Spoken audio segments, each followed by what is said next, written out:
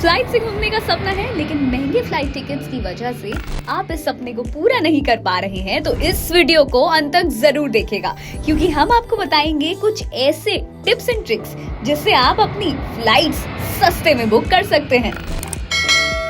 So number 1 point जिसका आपको खास ख्याल रखना है कोई भी एयरलाइन का टिकट बुक करने के लिए, वो है कि सही समय पर बुकिंग करें।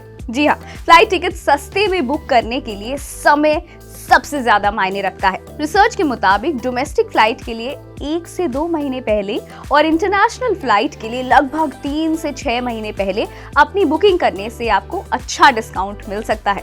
वहीं फ्लाइट के 3 से 4 हफ्ते पहले बुकिंग करना भी फायदेमंद होता है, लेकिन आखिरी समय में टिकट महंगे हो जाते हैं। इसीलिए भाई टाइम जो है वो बहुत ज्यादा इंपॉर्टेंट है कि कब आप अपनी फ्लाइट बुक कर रहे हैं। भाई फ्लाइट बुकिंग के लिए सही दिन भी चुनना अनिवार्य होता है। तो हफ्ते के कुछ दिन बाकी दिनों के मुकाबले सस्ते होते हैं, जैसे कि मंगलवार, बुधवार और गुरुवार को टिकट आमतौर पर सस्ते मिलते हैं।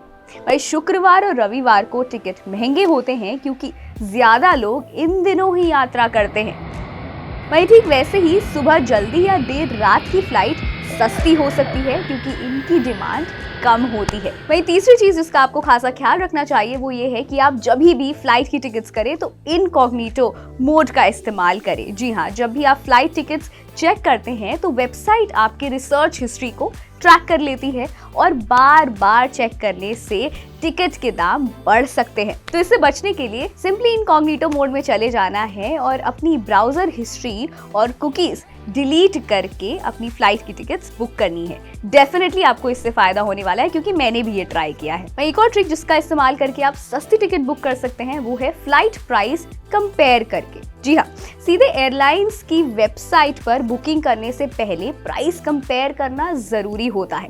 इसके लिए कुछ बेहतरीन वेबसाइट्स और एप्स हैं, जैसे कि गूगल फ्लाइट, स्काई स्कैनर, मोमोंडो, कायाक, इक्सिगो। तो ये वेबसाइट्स आपको अलग अलग एयरलाइंस का किराया यानी कि टैरिफ जो है वो दिखाती हैं और सबसे सस्ते ऑप्शन ढूंढने में मदद करती है।